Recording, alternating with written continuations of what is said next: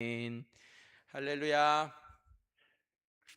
우리 좌우 앞뒤분들과 이렇게 인사하시겠습니다. 사람을 보면 실망하지만 예수를 보면 길이 열립니다. 함께 인사하실까요?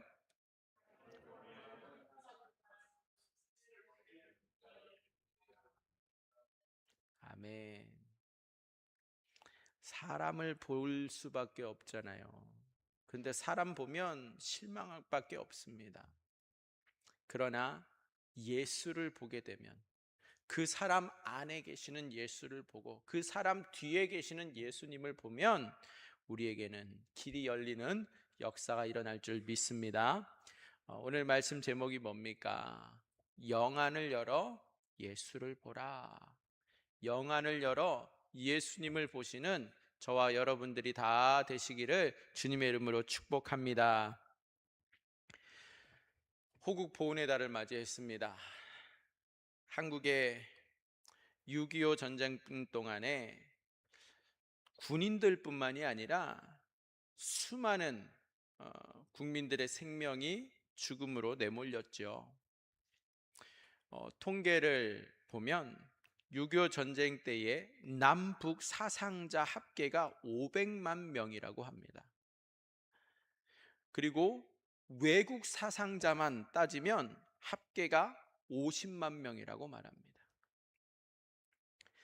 이때 발생한 수많은 고아들은 또 먹을 것이 없고 입을 것이 없어서 비참하게 죽어가던 그때 우리에게 도움의 손길을 내밀었던 이들이 있죠. 미국 정부가 너무 위험하다, 가지 말아라 하면서 지정했던 나라가 바로 전쟁 중이었던 대한민국입니다. 그런데 그 시점에 미국 선교사님들이 전쟁이 극심한 한국에 목숨을 걸고 건너와서 수십만 명의 고아들을 돌보면서 자신들을 희생했습니다. 그런데 우리는 그 선교사님들에게 제대로 고마움을 표시하지 않았습니다. 일부 한국 교회는 선교사님들에게 고마움을 표시하기도 하지만 그 선교사님들을 파송했던 미국 성도들에게 아무도 감사하다라고 말하지 않았습니다. 그 선교사들을 파송한 미국 성도들의 수많은 선교 헌금에 대해서 한국 교회나 또 성도들은 그 고마움에 감사하다고 직접 찾아가서 그들의 손을 잡고 고마움을 표시하지 않았습니다. 선교사들에게 고맙다고 말한 것이 모든 감사의 말이었고 모든 표현의 전부였습니다. 그 이상은 없었어요. 한국의 수많은 고아들을 한국 정부는 손 놓고 있던 그때에 미국 성도들은 돈을 모았고, 한국 고아들을 한국 정부가 버렸던 그때에 미국 성도들은 선교사를 한국으로 파송했고, 한국 고아들을 한국 정부가 배고픔과 추위 속에서 외면하고 있던 그때에 미국 성도들은 눈물로 기도하면서 전쟁 중이고 생사조차도 보장할 수 없는 그 한국으로 선교사들을 보내서 고아들의 눈물을 직접 닦아주었고, 고아들의 배고픔을 직접 해결해 주었고, 고아들의 외로움을 직접 껴안아 주었습니다. 그러나 그 이후에 한국 교회와 성도와 한국 정부에서 아무도 미국 기독교 교인들에게 감사하다고 말을 직접 하지 않았고, 미국 교회 교인들에게 찾아가서 손을 잡아주지도 않았습니다. 인생이란 위급할 때에 큰 도움을 받아도 정작 위기에서 벗어나면 그것을 기억하고 감사의 말을 전하는 자가 극히 드물다라는 것을 알 수 있습니다. 이 세상에서 위급할 때에 직접 도움을 준 미국 성도들을 아무도 기억하지 않습니다. 한국으로 직접 왔던 미국 선교사들은 보았습니다. 한국으로 그러나 선교사를 보내었던 미국 교회 성도들은 그 누구도 보지 못했고 아무도 감사하지 못하였습니다. 이것이 어찌 보면 바로 인생의 냉정함이고 또 바로 세상의 차가움이다라고 말할 수 있습니다. 오늘 본문 말씀에 들어오면 고린도 교회는 바울도 목회를 했고 아볼로도 목회를 했던 교회입니다. 심지어 일찍이 베드로가 예루살렘에서 집회했을 때에 그 집회에 참석해서 은혜를 받았던 자들도 그 고린도 교회 안에는 있습니다. 예수님만 믿기로 작정한 이 신앙의 용사들이 참 많았던 교회가 바로 고린도 교회로서 교회 중에 교회라고 말해도 손색이 없는 교회입니다. 이러한 고린도 교회의 열정 그리고 그 헌신은 모든 교회들의 모범이 되었습니다. 그런데 오늘 말씀 속에서 사도 바울이 지적하고 있는 문제가 있습니다. 이 고린도 교인들의 문제는 헌신이 없어서가 아니라 열정이 없어서 생긴 문제가 아닙니다. 도리어 너무나 열심을 내어서 너무나 헌신적이다 보니까 자신들의 멘토가 누구인가, 그 멘토가 얼마나 중요한가, 특히 이 고린도 교회에서 큰 영향을 끼친 말이 어눌하지만 그래도 능력과 지식이 참 많았던 바울, 또 말과 성경에 굉장히 능했던 아볼로 계열의 성도들로 지금 양분되었다라는 거예요. 고린도 교인들은 이 두 계열로 나뉘어져서 서로 자신들의 우월감을 은근히 자랑하고 은근히 뽐냈습니다. 고린도 교인들은 바울과 아볼로가 각각 설교를 할 때에 더 많이 은혜를 받은 자가 자연스럽게 생겨납니다. 고린도 교인들이 아볼로와 바울의 설교를 들을 때 더 은혜를 받게 되잖아요. 그러면 그때 그 설교를 한 목회자에게 더 마음이 가고 더 좋아하고 더 따르게 됩니다. 그래서 그 목회자의 장점을 말하고 또 그 목회자의 능력을 말하는 것이 너무나도 자연스러운 현상이 되고 말았어요. 바울에게 은혜를 받은 자는 바울을 더 사랑하게 되고 아볼로를 통해서 은혜를 받은 자는 아볼로를 더 따르게 되는 상황이 된 거죠. 바울을 사랑하는 이들은 바울을 자랑스럽게 생각합니다. 그런데 바울이 설교를 할 때에 뭔가 불편함을 느꼈고 그리고 내 마음이 상처를 받았다 하면 바울이 목회할 때에 바울과 부딪히게 되었던 그러한 고린도 교인들은 바울을 썩 좋지 않게 생각하고 있습니다. 아볼로가 열정적으로 설교를 할 때에 아볼로를 통하여 큰 은혜를 받은 자는 아볼로를 좋아하게 됩니다. 자연스러운 일이죠. 그런데 아볼로의 설교 중에 꾸지람을 들었어요. 설교를 제대로 이해하지를 못한다고 오히려 아볼로가 거기에서 면박을 줍니다. 그러면 그 면박을 받은 성도는 어떨까요? 아볼로를 싫어하게 되고 바울이 더 좋다 이렇게 말을 하게 되는 거죠. 이렇다 보니까 고린도 교인들은 자신들의 취향이나 또 형편과 관계에 따라서 아볼로 계열 그리고 바울 계열로 나뉘어지게 됩니다. 그런데 이러한 현상은 이 고린도 교회가 큰 교회로서 많은 성도들이 있고 여러 걸출한 목회자들이 자주 다녀갔고 여러 번 그들이 강단에 섰기 때문에, 설교를 했기 때문에 발생한 일입니다. 그렇기 때문에 이 고린도 교인들은 여러 목회자들 중에서 각자 자기가 좋아하는 자가 있고 싫어하는 자가 너무나도 자연스럽게 생겨났죠. 이것을 분쟁이라고 말할 수 있겠어요? 누구를 더 좋아하는 것이 잘못되었다라고 말하면 이거는 말이 되지 않는 일입니다.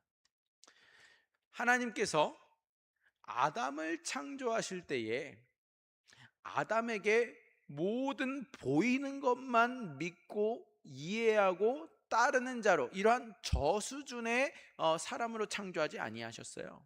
그냥 그저 보이는 표면적에 머무는 자가 아니라 그 이면에 하나님의 의도가 있다라는 것, 그 내면에는 하나님의 역사가 있고 또 하나님의 섭리가 있다라는 것을 알도록 하나님이 아담을 창조하셨습니다.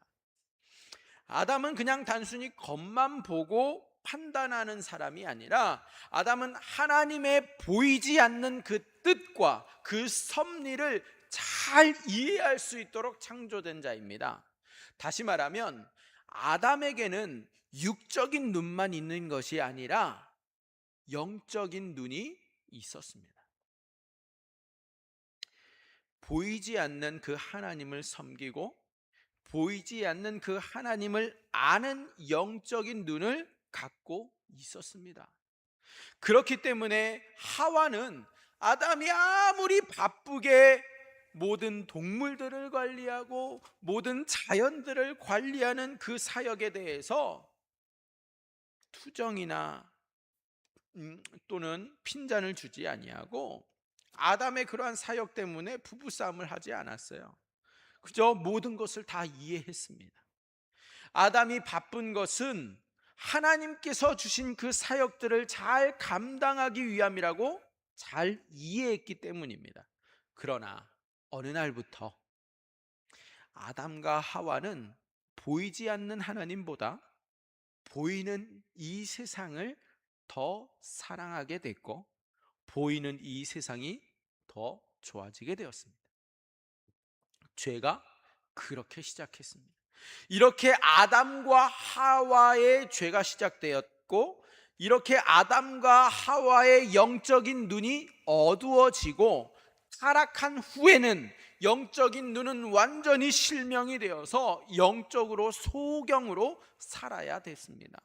영적 소경이 된 후에는 어떠한 일이 일어납니까? 아담과 하와는 부부싸움이라고 하는 너무나도 생소한 사건을 그것도 자주 경험하게 됩니다. 타락한 인간은 더 이상 보이지 않는 하나님은 없다 그렇게 주장하게 되었고 하나님이 보이지 않게 모든 만물을 주관하고 다스리고 계시고 하나님이 모든 것의 주인이시지만 그것을 더 이상 깨달을 수가 없게 되었습니다. 이제 예수님께서 여러 선지자들에게 그것도 여러 모양으로 나타나셔서 말씀을 하시지만 타락한 인간들은 그것이 하나님의 말씀인 줄 모릅니다. 그 선지자가 그냥 자기의 마음대로 자의로 말하는 줄로만 알고 그 하나님의 선지자를 하나님이 보내신 자를 욕하고 때리는 무시하는 극악무도한 죄를 범하고 맙니다. 이렇게 타락한 인간들은 이제 영적으로 완전히 어두운 소경으로 살아가게 되었습니다. 고린도 교회 성도들이 큰 교회이지만 그 당시에 너무나도 걸출한 사역자였던 바울 또는 아볼로가 각각 설교하였던 교회입니다. 그들의 그 엄청난 영향력으로 그들을 따르는 추종자들이 생기지 않겠습니까? 여기까지는 자연스러운 현상이고 좋은 현상이지만 그 다음에 어떠한 문제가 생깁니까? 그들을 따르는 자들끼리 대립하고 분쟁을 겪게 됩니다. 이게 문제가 되죠. 분쟁의 핵심이 무엇입니까? 자신들이 좋아하는 지도자가 더 우월하다 그 내용이 핵심입니다. 아볼로에게 지적당한 성도들은 바울을 좋아했고, 바울에게 지적당한 성도들은 아볼로를 좋아하는 편당 현상이 생겼습니다. 예수님은 때때로 아볼로에게 나타나서 말씀하셨고, 예수님은 때때로 바울에게 나타나서 말씀하셨는데, 바울과 아볼로는 서로 성격도 다릅니다. 사역의 스타일도 너무나도 다릅니다. 대인 관계의 스타일도 너무 다르고 리더십의 스타일도 달랐어요. 그런 것이 다르더라도 바울이나 아볼로가 너무나도 상극되는 그러한 모습과 리더십을 갖고 있다고 할지라도 예수님께는 전혀 문제가 되지 않거든요. 예수님은 얼마든지 바울을 통해서도 말씀하실 수 있고 아볼로를 통해서도 역사하실 수 있는 분이십니다. 바울의 스타일과 아볼로의 성격에 따라서 역사하시는 분은 예수님이십니다. 예수님이 이러한 여러 사람들의 다양한 스타일에 따라서 고린도 교인들을 골고루 모든 영양분을 공급하셔서 결핍함이 없도록 다양하게 먹여주시고 양육하여 주셨어요. 이것이 예수님의 사역입니다. 예수님의 역사예요. 그런데 정작 고린도 교인들은 그렇게 바울과 아볼로를 통해서 역사하시는 예수님은 보이지 아니하고 그냥 단지 아볼로와 바울만 보았을 뿐입니다. 아볼로와 바울을 움직이게 하시고 사역하게 하시고 그들을 통해서 말씀하게 하시는 그 예수님의 역사는 도무지 볼 수가 없어서 각각 자기가 좋아하는 목회자들을 중심으로 편당과 분쟁을 일으켰다라는 거예요. 고린도 교인들은 사람은 볼 줄 알고 사역자는 볼 줄 알지만 영안이 없다 보니까 바울을 통해서 역사하시는 그 예수님을 보지 못했고 아볼로를 통해서 역사하시는 그 예수님을 볼 수가 없었습니다. 안타깝게도 고린도 교인들의 가장 큰 문제는 어떤 사람을 움직이고 어떤 사람을 통해서 역사하시는 예수님을 볼 수 있는 영안이 없었고 그 예수님을 볼 수 없어서 서로가 잘났고 분쟁하는 그러한 죄악을 저지르고 말았습니다. 그 예수님을 볼 수가 없다 보니까 사람의 겉만 보고 미련한 분쟁을 겪어야만 했습니다. 예수님은 부활 승천하신 후에 제자들을 통해서 역사하시기를 기뻐하셨습니다. 그래서 제자들을 통해서 나타나시기를 기뻐하셨습니다. 제자들은 자신들의 이름으로 사역한 것이 아닙니다. 예수님의 이름으로 사역했고 예수님의 능력으로 사역했던 이들이 제자들이었습니다. 이것은 제자들의 역사가 아니라 바로 예수님의 역사입니다. 우리가 성경에 복음서 뒤에 나오는 책 이름이 뭐죠? 사도행전이죠. 사도들의 역사다라는 이름을 붙여놨어요. 그런데 이것을 우리는 사실 뭐라고 고쳐 불러야 되느냐? 성령행전이라고 부릅니다. 성령행전. 왜? 성령께서 행하신 역사다.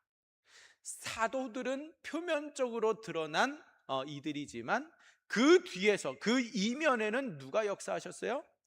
성령께서 역사하셨다. 예수님께서 역사하셨다라는 사실이에요. 그런데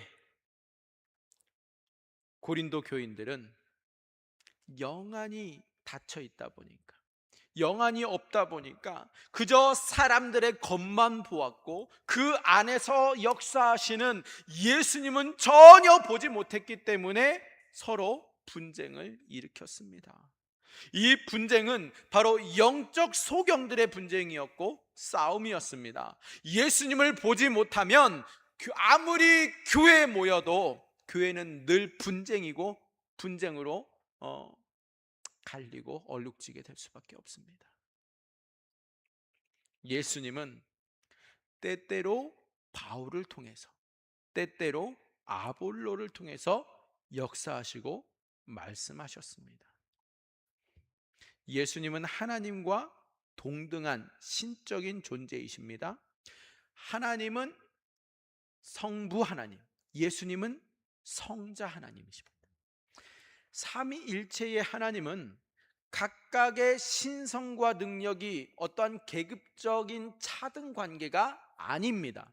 다만 제2격이신 성자 하나님은 인간으로 오셔서 인간들이 하나님을 어떻게 섬겨야 하는지를 잊어버리고 몰랐기 때문에 인간으로서 하나님을 섬기도록, 하나님을 공경하는 방법까지도 직접 몸으로 다 알려주셨습니다.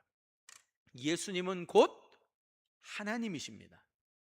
이것이 신약 성경에서 말하고 있는 핵심이고, 이것이 종교개혁주의의 신학의 핵심 내용입니다. 예수님의 신성은 자신이 어떠한 인간들과 협력해서 일할 수 있습니다.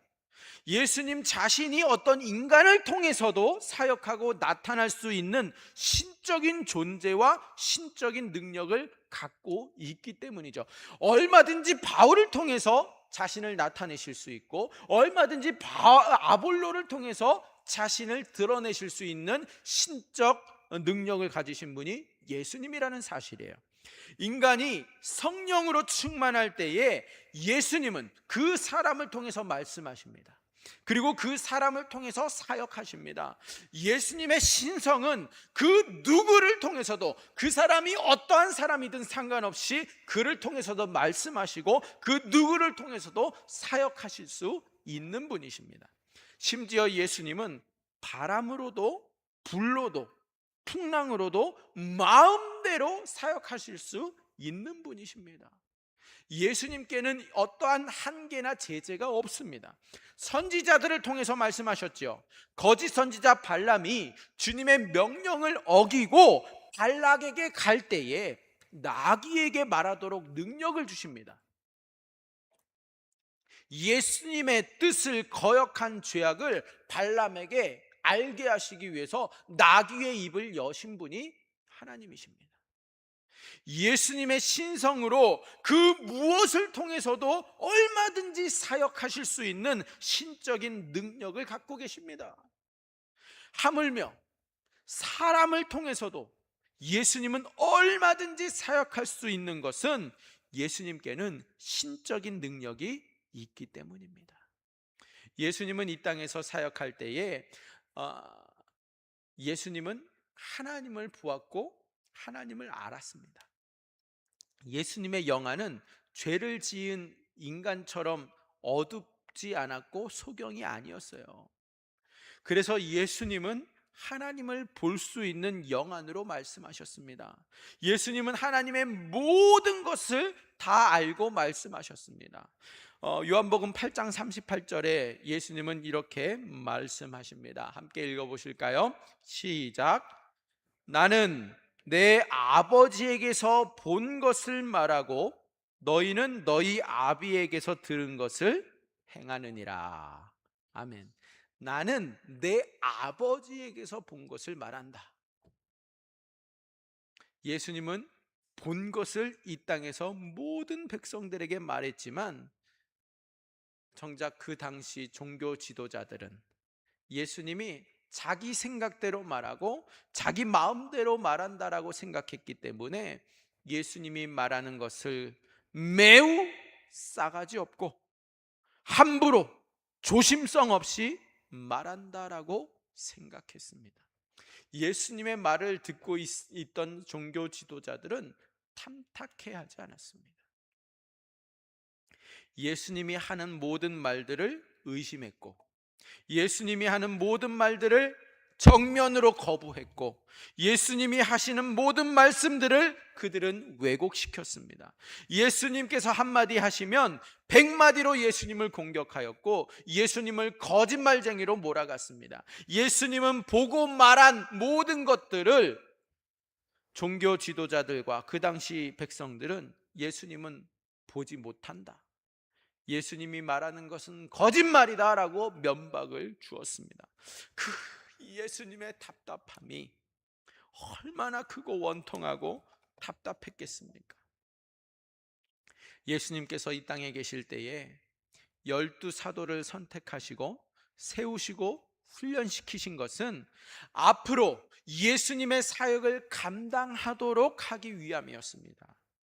예수님은 이 땅에서 비록 3년 동안, 공생의 기간 동안 사역을 하셨고 승천하셨지만, 예수님은 그 자신의 사역을 누구에게요? 이 12제자에게, 12사도에게 위임하셨습니다. 이 12사도는 예수님을 대신해서 자신의 인생을 사는 자가 아니라 예수님의 인생을 대신 사는 자가 바로 12사도입니다. 그래서 앞서 말씀드린 대로 사도행전은 사실 성령행전 또는 예수행전이라고 불러도 무방합니다. 사도들이 표면적으로는 드러났을지 모르지만 그 이면에서 그들을 통해서 역사하신 분은 예수님이시기 때문에, 성령님이시기 때문에 예수님께서는 자신을 대신하여서 살며 사역하도록 12사도를 세우신 것이죠. 예수님은 이들을 뽑으셨습니다. 이들에게 예수님이 갖고 있는 권능을 주셨죠. 예수님이 하시던 말씀을 대신 전할 수 있도록 12사도를 임명하신 것입니다. 사도, 보냄을 받은 자. 이 12사도에게 예수님의 권능과 능력을 주실 때에 12사도로 말미암아 어떠한 일들이 일어납니까? 귀신이 쫓겨나갑니다. 병자들이 고침을 받습니다. 말씀이 전파되는 놀라운 역사가 일어났습니다. 이 12사도는 예수님의 사역을 위임받아서 예수님이 가라 하시는 그 지역으로 갔고, 예수님이 원하시는 그 말씀을 그들은 전하였고, 예수님이 시키시는 그 사역을 감당하였습니다. 바로 이렇게 부활 승천하신 후에 사도들을 통해서 예수님은 사역하기를 매우 기뻐하셨습니다. 구약의 하나님은 대제사장과 왕과 선지자들을 통해서 하나님의 마음을 전하셨고 하나님의 뜻을 알려주셨습니다. 하나님을 대신해서 통치하도록 위임해 주셨죠. 이것은 구약시대 이야기입니다. 결국 사도들과 제자들을 외면하고 거부했던 자들은 인간을 거부한 것이 아니라 바로 예수님을 거부한 것이고, 사도들과 제자들의 말을 듣지 않는 사람들은 결국에 예수님의 말을 듣지 않는 완악한 자들이라. 그들을 위임하여 그들에게 말을 주신 분이 진짜 저자이고 사역자이시기 때문에 제자들, 사도들의 말을 듣지 않는다, 예수님의 말을 듣지 않는 것과 같다라는 것.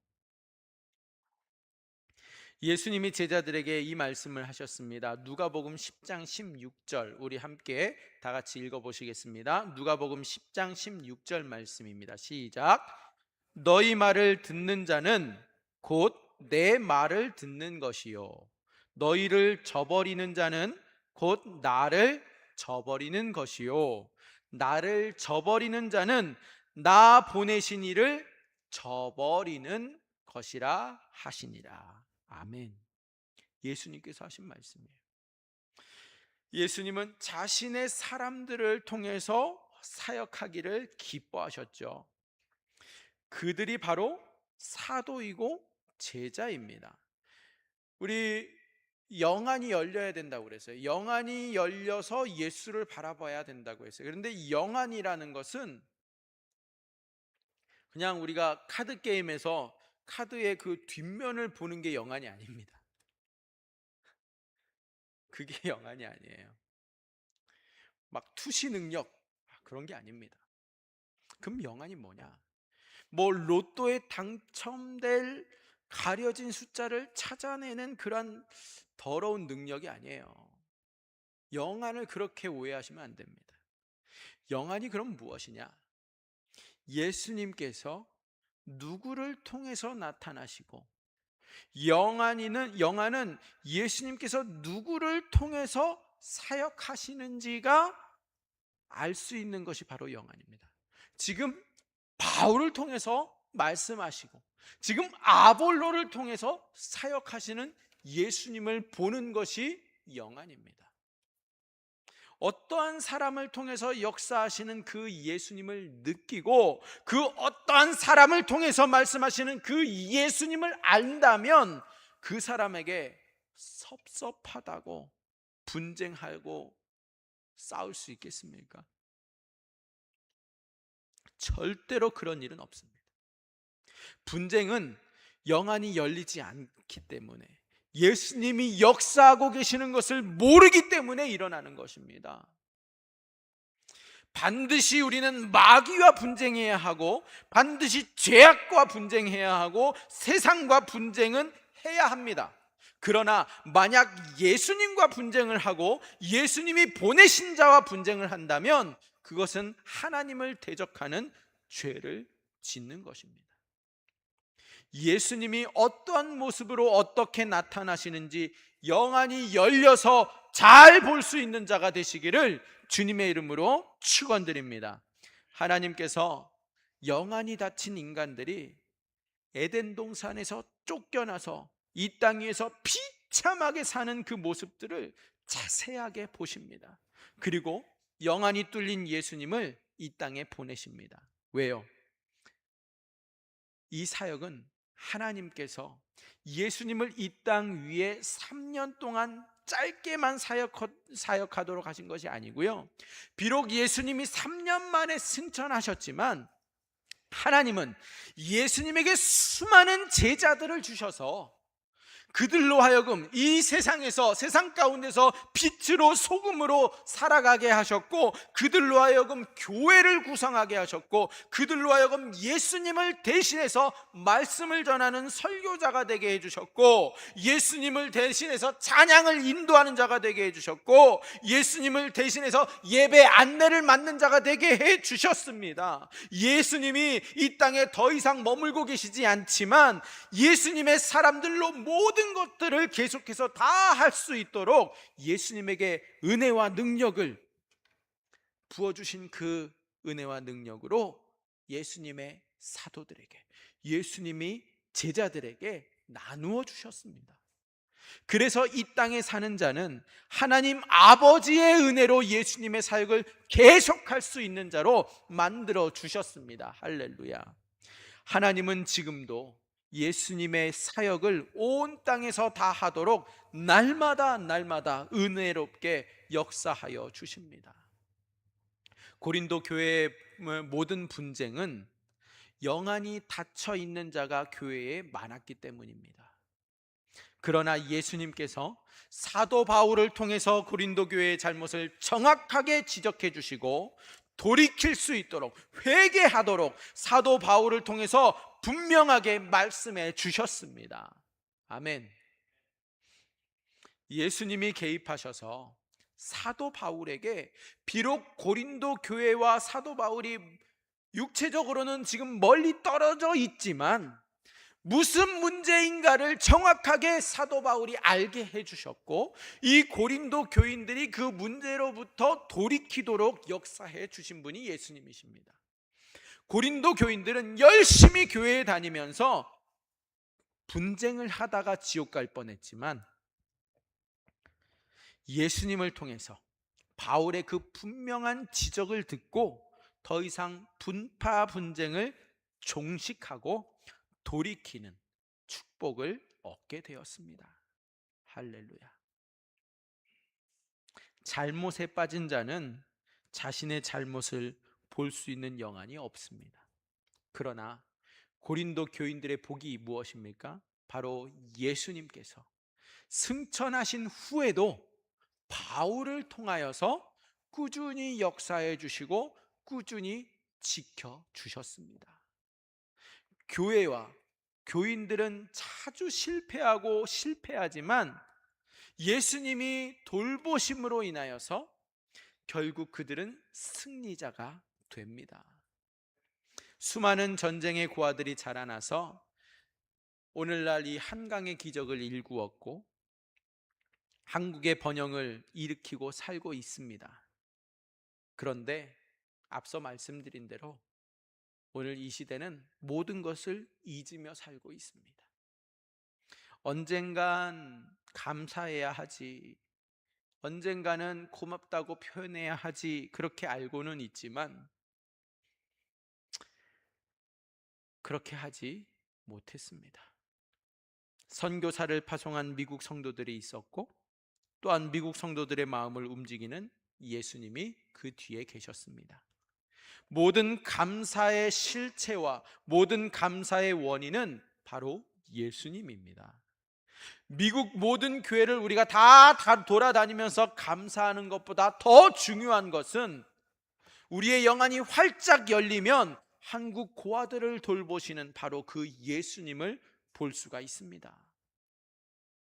미국 성도들을 움직이고 헌금하게 하시고 미국 젊은이들을 모으고 열정을 부어주셔서 선교사로 자원하게 하신 그분이 바로 누구냐? 바로 예수님이시고 이것이 바로 예수님의 역사이기 때문입니다. 모든 인간의 인생에 도움을 주고 공부를 시키고 직장을 주고 배우자를 주고 가정을 주신 분은 바로 예수님이십니다. 우리의 진정한 감사의 실체는 사람이 아니라 바로 예수님입니다. 예수님께 감사하면 결국 모든 자들에게 감사한 것으로 여겨집니다. 모든 인간들이 이러한 예수님께 나오지 아니하면, 이러한 예수님을 받아들이지 아니하면 결국 자기 자신의 힘으로 인생을 살고 있는 줄 착각하게 되고 예수님을 업신여기고 주변 사람들과 날마다 싸우는 인생을 살게 됩니다. 그러나 예수님께 나오는 자, 예수님 앞에 나오는 자는 자신의 주변이 모두가 자신을 돕는 예수님의 역사를 볼 수 있게 되고 자신의 삶의 모든 사람들이 다 예수님의 대리자라는 것을 정확히 확인할 수 있게 됩니다. 성도는 누구입니까? 성도는 교회에서도 가정에서도 또 직장에서도 누군가와 분쟁을 하며 신앙생활을 하지만 그 수많은 분쟁은 예수님이 어디 계시고 예수님이 무엇을 원하시는지, 예수님이 누구를 통해서 말씀하시고 역사하시는지 성도들이 모르게 되면, 무지하면 분쟁에 깊이 빠지고 일어나게 됩니다. 누군가와 늘 싸우는 인생을 살 수밖에 없습니다. 그 당시 고린도 교회는 정말 훌륭한 교회였습니다. 그러나 바울과 아볼로와 같은 사역자들을 그저 외모로만 보았습니다. 그 사역자를 움직이고 계시는 예수님을 전혀 보지 못했습니다. 성도들도 교회에서 역사하시고 성도들 가운데서도 지금도 살아 역사하시며 목회자들 가운데에도 역사하시고 목회자를 통하여서도 역사하시는 그 예수님을 보지 못하면, 예수님을 모르고 예수님을 볼 수 없으면 성도들과 분쟁하게 되고 목회자들과 분쟁하게 되고 교회에서 분쟁을 일삼는 소일거리로 결국 인생을 허비하고 맙니다. 예수님은 성도를 통해서도 역사하십니다. 목회자를 통해서도 역사하십니다. 그런데 역사의 주관자, 그 뒤에서 역사하시는 분은 늘 예수님이십니다. 그 예수님을 보지 못하는, 영안이 닫혀있는 자는 결국 날마다 싸우고 분쟁하는, 그 인생을 허비하는 결과를 가져올 수밖에 없습니다. 그 당시 고린도 교회는 정말 너무나도 훌륭한 교회였지만 결국 이러한 분쟁을 피할 수가 없었습니다. 고린도 교인처럼 분쟁하는 성도가 우리도 얼마든지 될 수 있습니다. 영적으로 맹인이 되는 성도가 될 수 있습니다. 바라옵기는 이제 예수님이 누구를 통해서 자신에게 말씀하시는지, 성도들이 예수님이 누구를 통해서 역사하시는지 알아갈 수 있기를 축복합니다. 이것을 볼 수 있어야 우리는 진정한 성도가 될 수 있습니다. 진정한 영안을 갖게 됩니다. 성도는 영안을 가진 자입니다. 영안이 열린 자가 성도입니다. 부모가 따뜻한 사랑으로 자식을 돌보는 것은 예수님께서 그 부모를 통해서 자식을 따뜻하게 돌보도록 나타나서 역사하시는 예수님의 돌보심 때문입니다. 부모에게 감사할 줄 알면서 돌보시는 예수님께는 감사할 줄 모르는 사람은 영적인 눈이 소경이고 영적인 눈이 닫혀 있는 불효자이고 큰 죄인인 것입니다. 이제 성도는 자신의 주변에서 누군가 따스한 말로 위로해주고 권면해주면 그 사람을 통해서 말씀하시는 누구를요? 그 예수님을 느껴야 하고 그 예수님을 알아가야 합니다. 그 사람을 보는데 그치는 것이 아니라 그 사람 뒤에서 실제로 나에게 말씀하시고 나를 따뜻하게 따스하게 돌보시는 예수님을 볼 수 있는 자가 되어야 합니다. 그렇게 되면 모든 관계가 분쟁이 아니라 모든 관계가 우정과 화해로 변하게 될 줄 믿습니다. 성도는 세상이 볼 수 없고 세상이 알지 못하는 그 예수님을 보아야 합니다. 그 예수님을 알아야만 합니다. 이단들은 거짓으로 성도들을 속입니다. 죽이고 멸망시키고 교회와 성도끼리 계속해서 분쟁을 일으키지만 예수님을 따르는 영을 가진 자들은 거짓 이단 목자를 따르면 안 되고 오직 참 목자이신 예수님만 따르는 예수님의 성도가 되어야만 합니다. 우리는 이제 영안을 갖고 사는 자가 되어야 하겠습니다. 눈에 보이고 드러난 것의 결과만 보는 것이 아니라 눈에 나타나고 보이는 것만으로 판단하는 자가 아니라 사도들과 제자들처럼 예수님께 쓰임받는 자가 되어서 예수님의 마음으로 우리가 대신 위로하고 예수님의 마음으로 대신 권면하고 예수님의 마음으로 대신 사랑을 주어야만 합니다. 이제 마귀의 전권대사가 되어서 마귀가 원하는 분쟁을 일으키고 마귀의 하수인으로 살아가는 것이 아니라 이제 우리 모두는 예수님의 전권대사가 되어서 예수님께서 원하시는 위로의 따뜻한 말과 권면의 올바른 말과 따스한 사랑의 말로 힘을 주고 일으켜 세우고 다시 높여주는 예수님께서 마음껏 사용하시는 그러한 자가 되시기를 주님의 이름으로 축원드립니다. 우리가 예수님을 대신해서 남편은 아내에게 따뜻한 위로의 말을 해주고 우리가 예수님을 대신해서 아내는 남편에게 감사의 말을 해주고 우리가 예수님을 대신해서 자녀들에게는 용기의 말을 해주는 자가 되어야만 합니다. 만약 누구든지 마귀의 전권대사로 분쟁을 일으키고 예배를 방해하고 하면 성도들을 괴롭히면 예수님은 절대로 가만히 계시지 아니하시고 고린도 교회보다 더 심하게 꾸짖으시고 큰 환난 가운데서 집어 던지셔서 회개할 때까지 그 영혼을 내려누르고 삶을 깨트리고 육체를 깨트려서라도 회개하고 돌아올 수 있도록 주님께서는 무섭게 역사하십니다. 그렇기 때문에 마귀의 전권대사로 살아가시겠습니까? 예수님의 전권대사로 살아가시겠습니까? 우리는 마귀의 분쟁이 아니라 예수님의 화해와 예수님의 사랑의 도구로 사용됨으로써 예수님을 대신하는 큰 영광을 얻게 되고 예수님은 자신의 영광을 드러나게 한 자에게 영원한 천국에서 빛나게 해주셔서 이 땅에서 예수님이 항상 복 주시는 인생을 살게 해주시기를 원하십니다. 그러한 성도들에게 예수님의 권세와 능력과 복으로 이 땅에서 마음껏 누리며 마음껏 행복하도록 마음껏 축복해 주시기를 기다리고 계십니다. 세상에서 가장 존귀한 자는 누구입니까? 예수님처럼 사는 자입니다. 이러한 자는 온 우주보다 더 귀하고 온 우주보다 더 값진 인생입니다.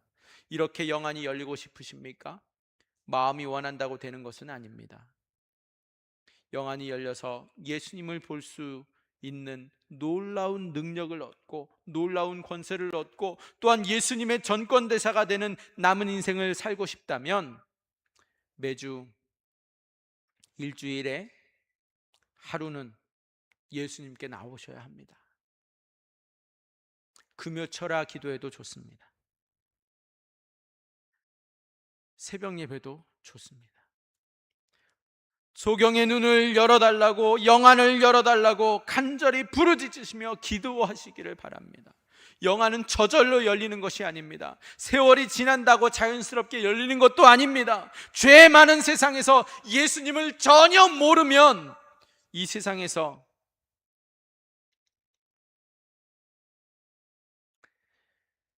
그저 영적 소경으로 살아갈 수밖에 없습니다. 영안이 활짝 열리고 싶으십니까? 예수님을 보기 원하십니까? 금요 기도해도 좋습니다. 새벽 기도해도 좋습니다. 밤새도록 주님을 찾고 구하면, 예수님의 이름을 부르짖으면 예수님이 주시는 영안을 열리게 됩니다. 그러나 무당처럼 자신이 갖고 싶고 자신이 원하는 것만 얻기 위해서 이기적인 기도만 한다면 영안은 평생을 교회 다녀도 평생을 살아도 절대로 열리지 않습니다. 영안이 열리면 예수님처럼 기도해야 합니다.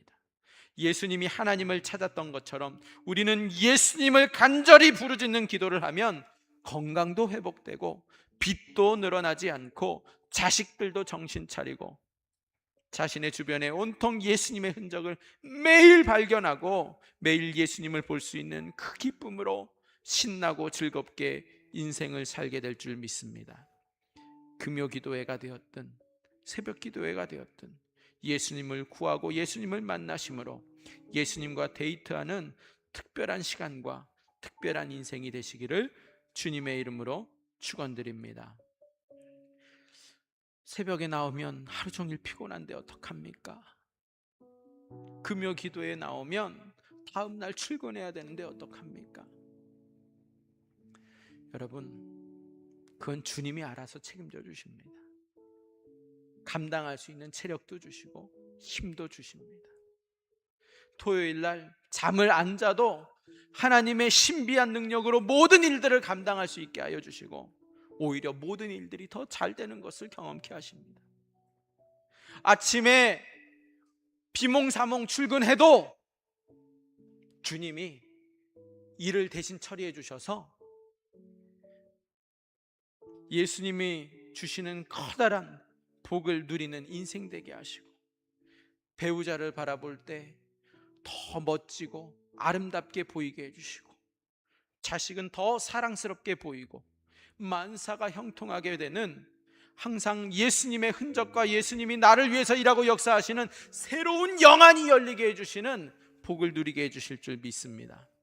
여러분 모두가 금요 기도회에 또는 새벽 기도회에 참석하셔서 예수님을 볼 수 있는 영안이 열려서 예수님이 나를 위해서 일하고 역사하시는 것을 볼 수 있게 되는 은혜를 매일매일 누리며 살아가시기를 주님의 이름으로 축원드립니다.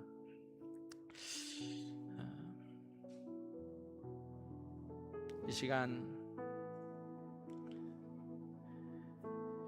우리 오늘 말씀을 기억하면서 함께 합심으로 기도하기를 원합니다.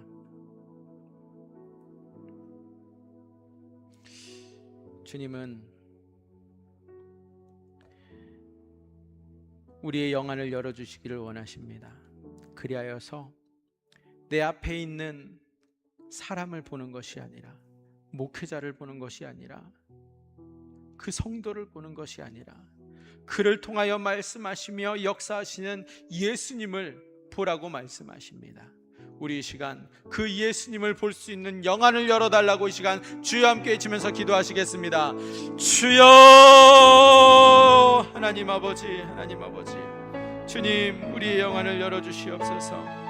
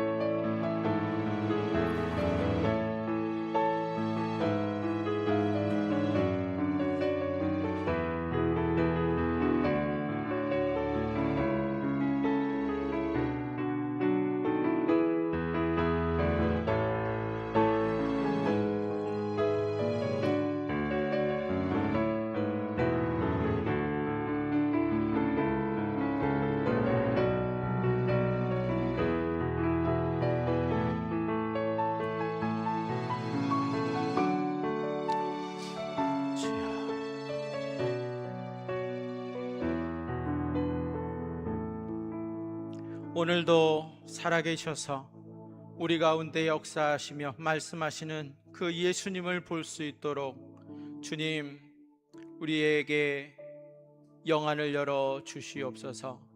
예수님만을 볼 수 있는 우리의 모든 성도들이 되어서 분쟁과 시기가 아닌 사랑과 격려로 교회를 세워가는 우리 모두 되도록 역사하여 주시옵소서.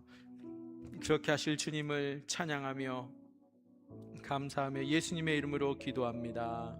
아멘.